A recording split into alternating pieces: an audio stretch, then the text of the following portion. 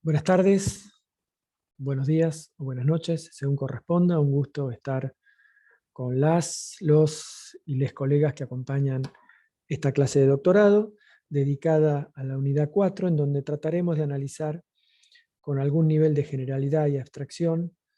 tanto desde el ámbito teórico, cuáles eran las propuestas y las ideas que se desplegaban alrededor de un Estado nacional y popular, un Estado populista, un Estado del socialismo del siglo XXI. Justamente una de las cosas que marca el hecho de que no tengamos una frase que contundentemente pueda mostrar de qué se trata es que todavía se trata de una conceptualización en construcción y que tiene muchas de sus aristas y muchos de los perfiles todavía en términos de debate. A los fines de hacer un seguimiento y que para ordenar la charla vamos a vamos a acompañar esta charla de una media hora, unos 35 minutos, acerca de la ola nacional y popular,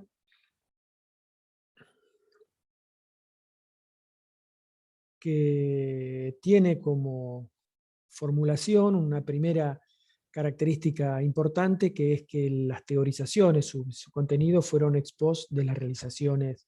concretas desde el campo, desde la política, de la sociedad y desde la economía. O sea, a diferencia de otros momentos de la historia en donde primero hubieron movimientos políticos o individualidades que fueron creando una cierta teoría, en este caso eh, diferentes movimientos sociales fueron llegando al poder y a partir de ahí fueron estableciendo algunos puntos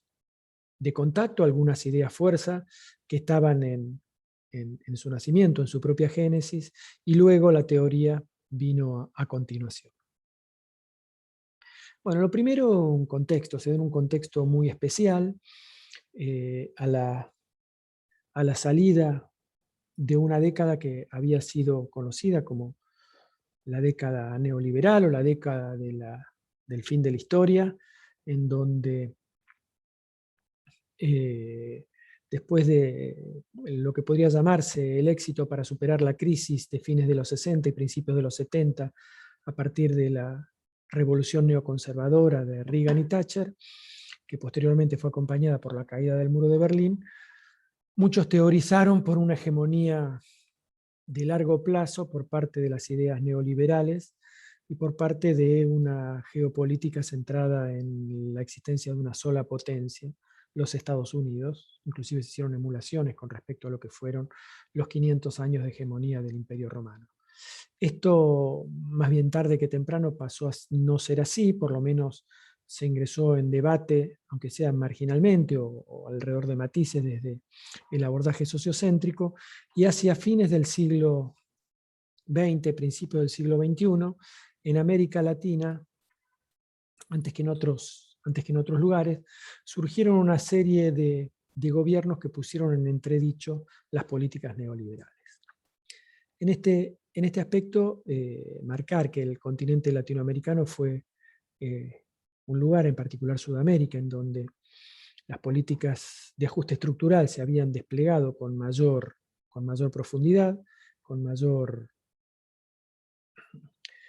énfasis. Se había llevado adelante lo que vimos en otras clases de desregulación,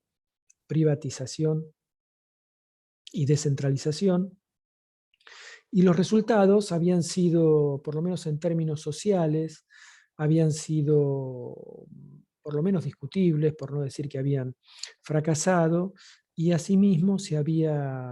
encontraba hacia fines del siglo XX, principio del siglo XXI, enormes problemas de gobernabilidad y enormes problemas de desequilibrios económicos, con lo cual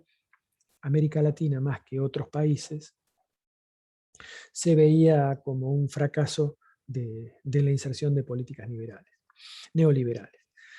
Asimismo, en varios países habían surgido algunos gobiernos que habían tomado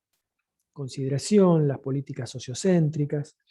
En el caso nuestro de Argentina, el vicepresidente de la alianza de gobierno que había ganado las elecciones y llegado al poder en 1999, Chacho Álvarez se mostró mostró su enorme entusiasmo por las ideas sociocéntricas. También algunos presidentes de otros países de América Latina y de Sudamérica. De igual forma, en algunas exposiciones públicas, con no tanto énfasis como Chacho Álvarez, también el presidente de la Rúa había dicho que su idea era la de la tercera ola y de este abordaje basado en la sociedad civil. Y la verdad, lo que se había sido, por lo menos en el caso argentino, y también en el caso venezolano, y en el caso brasileño, y en el caso ecuatoriano, y en el caso boliviano, estas ideas intermedias no habían sido capaces de reformular o de cambiar una tendencia que generaba crecientes, como decíamos, crecientes problemas económicos, sociales y políticos. Vista esta situación y ante el fracaso neoliberal y la insuficiencia sociocéntrica, se tendió a buscar cuál era la posible salida ante la inexistencia de un mundo alternativo, como había existido en otras épocas, a lo largo de buena parte del siglo XX, con el modelo soviético. Se buscó en la memoria de estos pueblos alguna salida, y así surgió, para tomar por lo menos como modelo de base, para construir una mirada alternativa a la que se mostraba en las ideas neoliberales y sociocéntricas, a las políticas nacional y populares. En este aspecto fue muy notorio muchas de las declaraciones de Chávez, el primer jalón de esta ola latinoamericana, donde que veía en el peronismo como una idea o como los grandes ejes alrededor de los cuales se podía construir un modelo político diferencial al que había tenido Venezuela en las últimas décadas. Esto visto más en el micromundo local, pero en el ámbito internacional, en la esfera de las relaciones internacionales, también estaban surgiendo cosas. La primera era que el mundo bajo la égida neoliberal había sido menos estable y menos virtuoso de lo que se esperaba. Había, en los pocos años que siguieron, a pocos años de continuar la caída del muro de Berlín y el mundo unipolar con la hegemonía de Estados Unidos, habíamos tenido la crisis europea, la crisis coreana, la crisis del efecto caipiriña, la crisis del efecto tequila. Habían habido una serie de crisis sucesivas, con lo cual mostraba una de las características de este nuevo mundo, una enorme inestabilidad y una enorme tendencia hacia las crisis. Por el otro lado, en muchos países que aplicaban las políticas neoliberales, sobre todo en Europa del Este, más allá de lo que ya dijimos de América Latina, había una creciente preocupación por la inserción de políticas delictivas, la mafia rusa, las denuncias sobre la faltante de plutonio en algunos arsenales rusos, la verdad que puso en estado de pánico a la sociedad mundial en términos de el nuevo orden que se estaba generando a partir de estas políticas era bastante menos virtuoso de lo que se esperaba. Por otro lado, también luego de una década en donde en algunos, tomando el mundo con su conjunto, había habido un crecimiento importante, si uno sacaba los resultados de China, la cantidad de pobres en términos absolutos había crecido, con lo cual tampoco había un enorme éxito social. Y por último, independientemente de la situación de Estados Unidos como gran potencia, tanto China y en menor medida India habían crecido durante toda esa última década del siglo XX a unas tasas muy superiores a las que estaba creciendo Estados Unidos, con lo cual el gap, la distancia que había entre ella, China, era muy inferior, y ya se comenzaba a vislumbrar que íbamos hacia un mundo multipolar. Por otro lado, y paralelamente, surgían una serie de países emergentes que excedían a China e India y que trataban de tener una posición bastante más equilibrada, en algún sentido, emulando lo que había sido la tercera posición en otros tiempos, pero no tanto desde el punto de vista ideológico de la puja entre países, sino en términos de qué era lo que tenía que hacer el Estado. Bueno, lo concreto es que primero, como decía Chávez, después Lula, después Néstor Kirchner, más tarde será Evo Morales y a continuación en otros países, les diría que sacando Colombia, casi todos los países de América del Sur en algún momento de esta primera década del siglo XXI tuvieron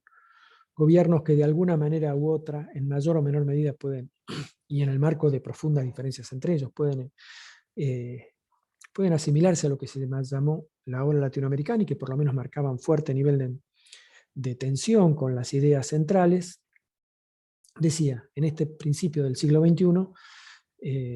hay gobiernos que plantean una nueva lógica y una de las cosas interesantísimas y que tenemos que destacar en el momento es que uno de los puntos de tensión más fuerte tenía que ver con el rol del Estado. El rol del Estado, que primero para la mirada neoliberal era el gran problema que había que desmontar, y que para la mirada sociocéntrica apenas si ponía un matiz, o ponía un matiz importante, pero no crucial con respecto a qué es lo que tenía que hacer el Estado, decía, esta mirada pone en el centro, ya no de los problemas, sino de las soluciones al Estado. El Estado es el gran elemento, es la herramienta que rompe una cierta inercia, una cierta direccionalidad que se considera poco feliz, o etapa a superar, o lugares donde hay que salir, y que el que permite pegar ese salto que va a romper con esta inercia y esta lógica de funcionamiento es, como decía, el Estado. En verdad, si uno lo mira en términos más de largo plazo, casi todos los países que a partir del siglo XVIII, desde la modernidad, comenzaron a pensarse desde otra manera, empezando por las naciones oprimidas en el siglo XVIII, o las naciones que estaban en proceso de conformación, en Europa del Este, Italia, Alemania, y luego ya en el siglo XIX, cuando comenzaron a desplegarse procesos nacionales que fueron la primera ola descolonizadora, tanto en América Latina como en China, como en India, surgió esta lógica de apoderarse del aparato del Estado para romper un cierto posicionamiento, una cierta estructuración, que en muchos casos tenía que ver con cómo se insertaba en el mercado mundial, pero que también tenía una lógica interna. El plan de operaciones de Moreno, por decirlo aquí, que es muy similar a cosas que pensaron los patriotas chinos, los patriotas de lo que hoy es la República de la India, Mazzini y Garibaldi en Italia, también quienes luego lograron la organización de la unidad alemana, todos ellos pensaron que había que apalancarse en el aparato del Estado para generar un nuevo orden hacia adentro y una nueva articulación con el mercado mundial hacia afuera. En general, esta centralidad estatal se dirige básicamente a tres elementos. Uno, el Estado como transformador social económico. Se tiene un programa normativo, un punto de llegada, y el Estado es el que mueve las palancas, el que cambia la situación de una cierta inercia, como decía, y la lleva para otro lado. En esa movida configura y crea y reposiciona actores sociales. El caso por ahí más emblemático o más potente podemos ver en la Argentina en los 50 con la creación de la clase obrera como, a partir de su organización y sindicalización, como un actor fundamental del escenario político, que ya había logrado varios avances y tenía elementos importantes, pero que a partir de la organización estatal logró multiplicar el nivel de sindicalización y la colocó en el lugar central en la organización política, y más cercanamente, en lo que nos toca en la ola latinoamericana, la organización de los pueblos originarios alrededor del gobierno de Evo Morales, que reconfigura a esos actores, primero los interpela como para darles una cierta entidad y después los reconfigura generándolos como actores políticos de poder. Digo como ejemplos emblemáticos más importantes, pero todos los gobiernos apelaron a un sujeto popular descompuesto en una serie de movimientos, que puede descomponerse en una serie de movimientos sociales, y el Estado, a partir de interpelarlos simbólicamente y a partir de políticas públicas concretas, los empodera y los pone en el escenario político bajo otra lógica como aliados para esta idea de transformación social y económica. Y por último, también el Estado como herramienta que resuelve las tensiones internas y en particular disciplina a los sectores hegemónicos o que tienen intereses en la continuidad de esta cierta direccionalidad en el funcionamiento de la economía y de la política para reconfigurar el escenario. O sea, en estas tres bandas es que se vislumbra al Estado desde la mirada nacional popular o populista. Bueno, ¿y qué es lo que hace? Hay una esfera política, hay una relación que seguramente tendremos tiempo de charlarla con mayor detalle, hay una vinculación entre el Estado y la esfera política muy peculiar. Hay ahí un texto liminar para todos los que estudiamos administración pública, que justamente en muchos de los rankings cuando se interpela, se pregunta a la comunidad académica cuáles son los libros, de los libros que más se han leído, es La creación del Estado argentino por parte de Oscar Oslak, que la idea es invertir la lógica de creación del Estado. El modelo clásico europeo es la nación, una comunidad de intereses y una comunidad cultural, idiomática y de proyecto, termina generando su Estado para poder llevar adelante su proyecto nacional. En buena medida, en América Latina, la creación de la nación es a partir del Estado, invierte esta situación. Esto es lo que dice el texto de Oslak, tan reconocido, es que la organización nacional en 1880 fue en alguna medida la creación de la nación, y esto fue una aventura llevada adelante por parte, o que tuvo un papel fundamental el Estado, si bien obviamente es interdependiente esta relación entre la esfera política y la estatal. En el caso de estos países que estamos citando, de América del Sur, y en el caso de los otros países que citamos, la autonomía del Estado ocupa un rango importante con la capacidad de operar sobre la esfera política y cambiar la base económica. En este sentido, la relación entre esfera política y Estado es una de las, y la relación que se da entre el Estado y los movimientos sociales, interdependientes y apalancándose mutuamente y empoderándose mutuamente, son de los instrumentos o de los elementos teóricos y políticos de análisis bien interesantes e importantes para llevar adelante. Bueno, pero ¿qué es lo que tiene que hacer el Estado? Habíamos dicho que tenía tres funciones. Bueno, ¿cuáles son las actividades concretas que hace? Regula los circuitos financieros económicos justamente para cambiar ese escenario de reproducción en una cierta linealidad que se considera desfavorable o disfuncional. Gestiona bienes y servicios por su cuenta en aquellos lugares donde hay cuellos de botella o tiene necesidad de superar escollos internos o externos, y captura y redistribuye la renta. Vamos a volver a hablar sobre estos temas, los dejamos acá por ahora. Haciendo un análisis o tratando de construir alguna discursividad teórica, la mirada nacional y popular es producto de la confluencia de dos visiones. Una visión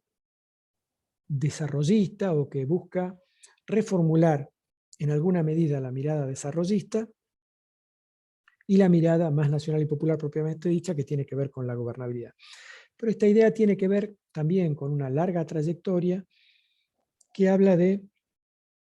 cuál es el programa para llevar adelante, para lograr cambiar una estructura económica que es la base alrededor de la cual se genera esta inercia que decíamos hacia una situación disvaliosa. Bueno, el desarrollismo en la segunda mitad del siglo XX y a partir de una cierta cantidad de herramientas de tipo económica, bastante sofisticada y bastante importante, hablando del desarrollo desigual, hablando del intercambio desigual, por un lado, del desarrollo desigual por el otro, hablando a partir de una serie de elementos, herramientas económicas por ahí tenemos tiempo durante la clase de charlarlas, pero acá no vamos a extendernos demasiado, veía, como les digo, la idea de cambiar esa base económica, venía a ser de un programa. ¿Y cuál era el programa? Es la apuesta a la industrialización. Los países de América del Sur se habían organizado a partir de una producción, monoproducción, minera, agrícola, ganadera, pesquera, o de algún espacio, una especialización en algún rubro primario exportador. La idea, y con eso había creado una clase que en muchos casos se consideraba parasitaria, que se incorporaba esa renta y no la aplicaba al desarrollo, sino o que la fugaba o la gastaba en bienes suntuarios. La idea es quedarse con parte del excedente de ese material primario exportador y aplicarlo a un programa de modernización económica, fundamentalmente vía la industrialización, como espacio que era virtuoso desde muchos lados en términos de creación, de fortalecimiento de un sujeto, que era el sujeto de los trabajadores industriales, y en términos de generar también consumidores, que eran capaces de dinamizar y generar un espacio dinámico y potente en el mercado interno. La idea, como les digo, que todavía sigue presente, es reconstituir el círculo virtuoso keynesiano, es la aplicación al mercado interno, garantizando altos niveles de ingresos, o los mayores niveles de ingresos posibles, en los consumidores. Válgase, ustedes saben que la mayoría de ellos, o muchos de ellos, son trabajadores a partir de buenos sueldos, y esos van a generar una demanda sobre la industria, y de esa manera dinamizar el circuito interno, el circuito económico interno. El neodesarrollismo tiene algunas diferencias, si bien maneja el mismo esquema básico, esto de captura del excedente y aplicación a un programa económico fundamentado en el mercado interno y en los altos salarios para garantizar el consumo y generar de alguna forma este circuito que relatamos, el circuito virtuoso keynesiano, va a tener algunas diferencias con respecto al desarrollismo clásico. El primero va a ser bastante más prudente en términos de la sustitución de importaciones, que había sido la primera estrategia que se dio a mediados del siglo XX. Ya no va a aplicar tanto sobre eso, sino que va a pensar en fortalecer también instancias de inserción en el mercado mundial a partir de cierta madurez que han logrado las industrias mexicanas, las industrias brasileñas, la industria chilena, la argentina,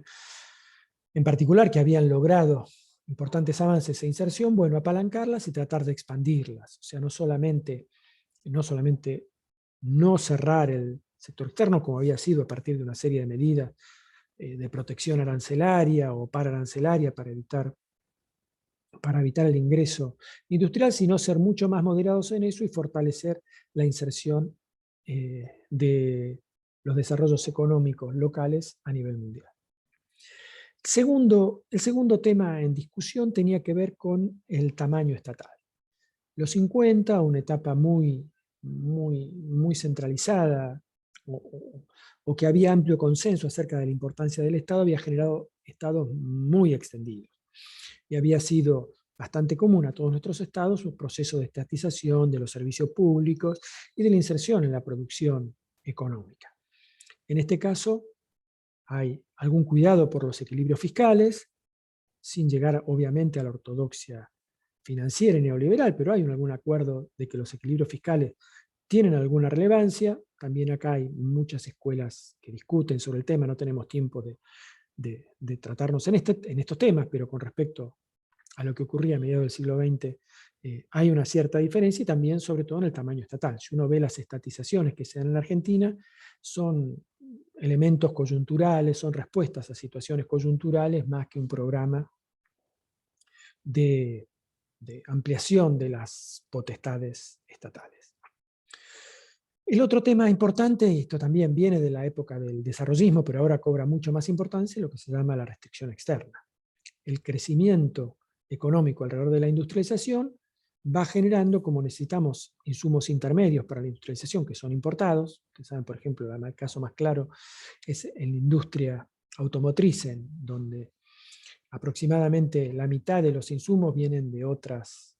son importaciones, con lo cual cuando uno vende autos,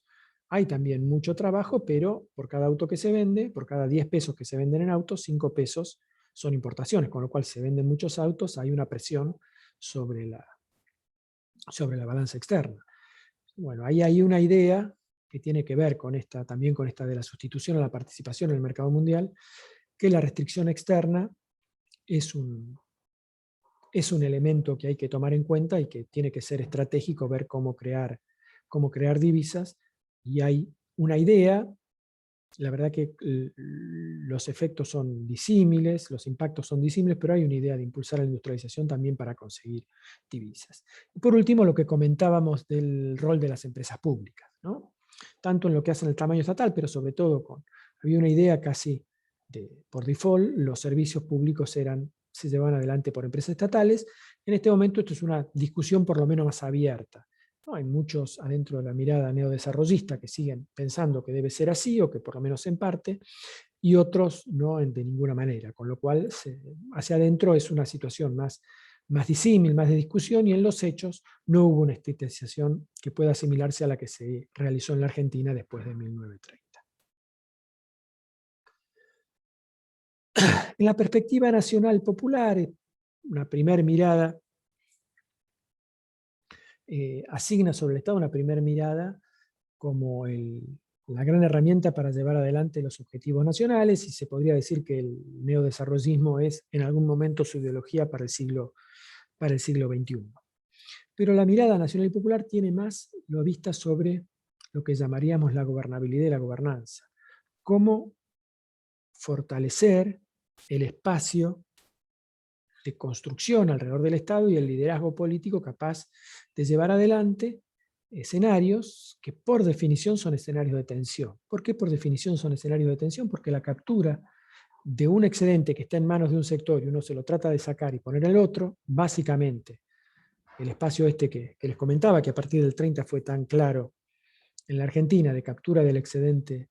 agrícola ganadero para aplicarlo a un programa industrial, esa reasignación de excedentes, en la historia de la humanidad nunca es un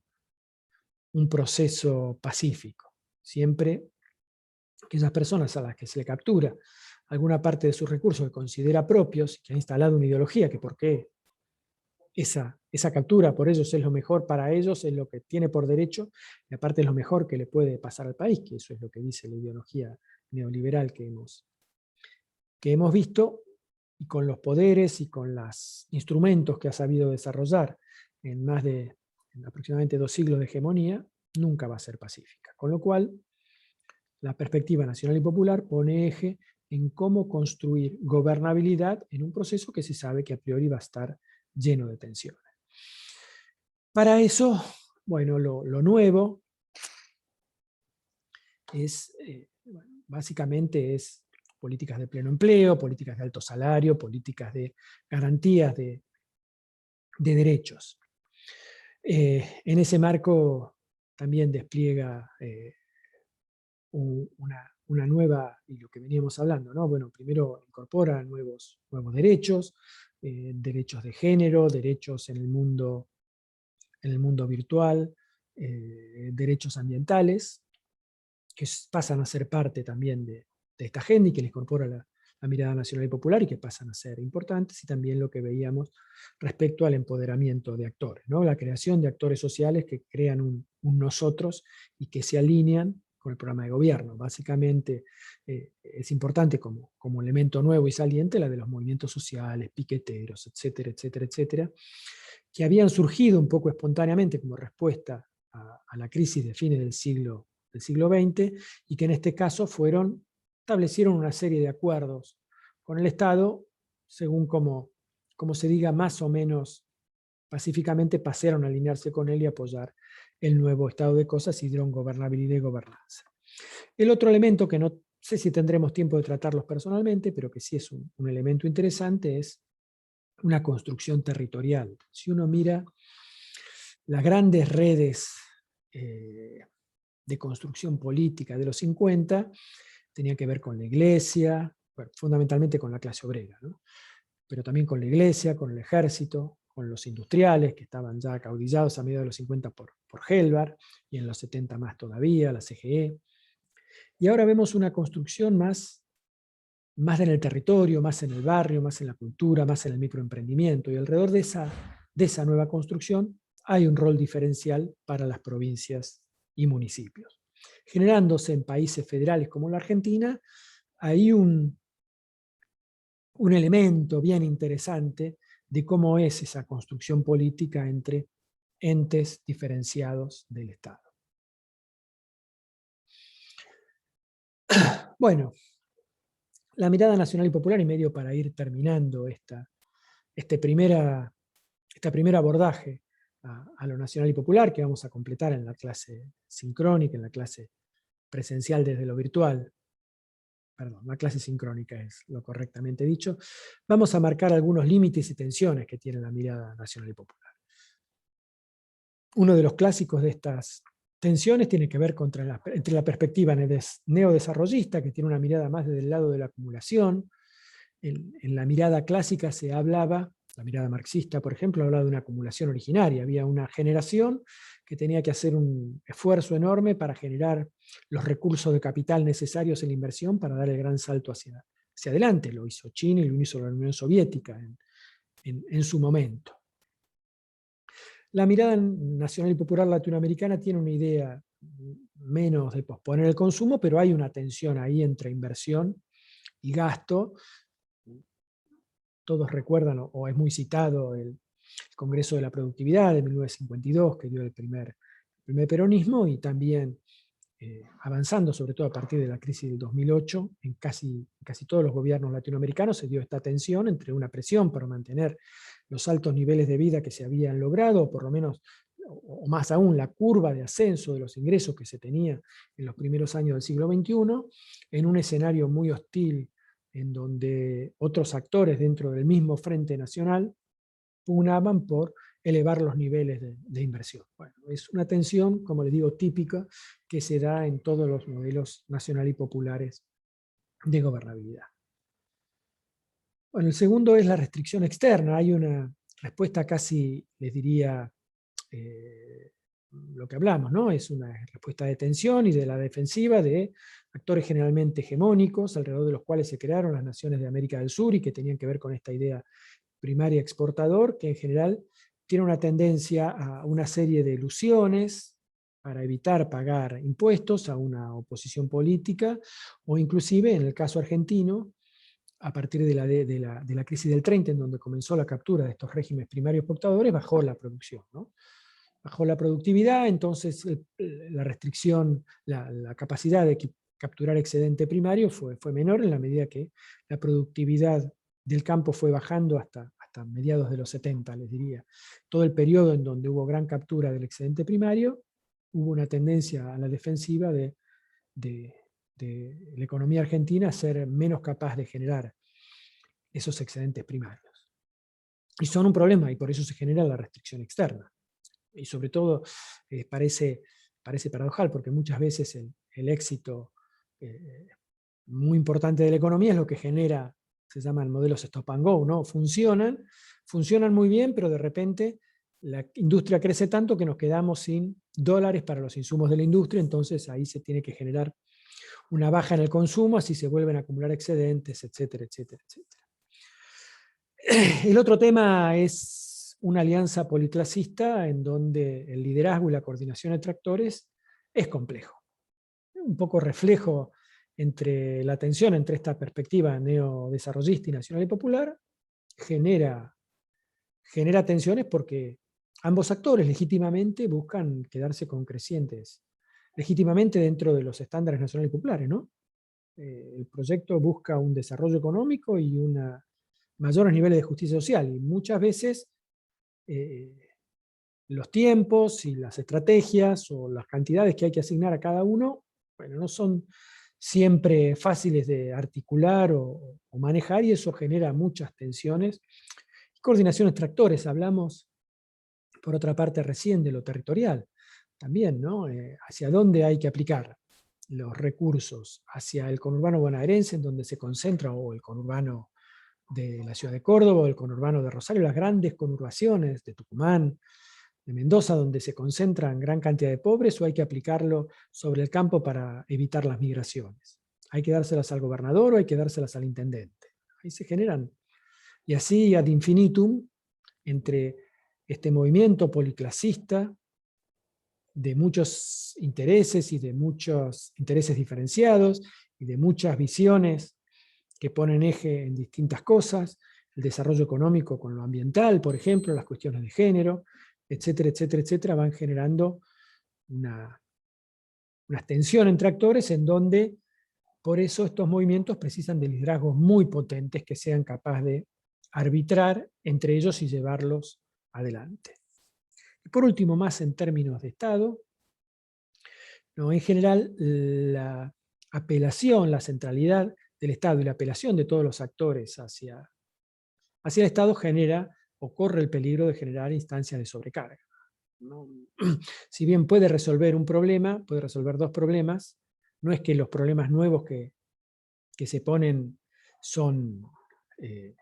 más difíciles que los otros, pero bueno, tiene una capacidad, tiene recursos finitos, y por lo cual empiezan a notarse cuando comienzan a todos a interpelar al Estado, comienzan a observarse problemas de sobrecarga, que la sobrecarga, una parte importante son los de los recursos fiscales, pero también tiene que ver con recursos administrativos, ¿no? Hacer un AUH es fácil, pero hacer un AUH más repartir computadoras,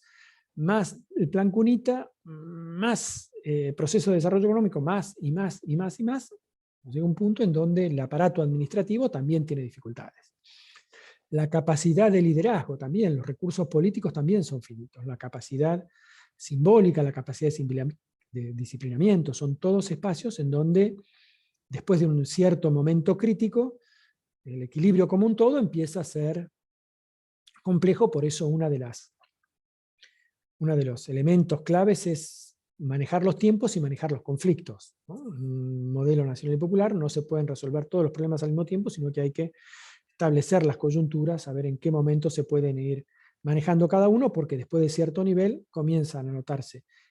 menor capacidad del Estado para arbitrar, menor capacidad del Estado para resolver, y empiezan a generarse menor capacidad de recursos fiscales para asignar, y con peligro de caer en espacios de inflación.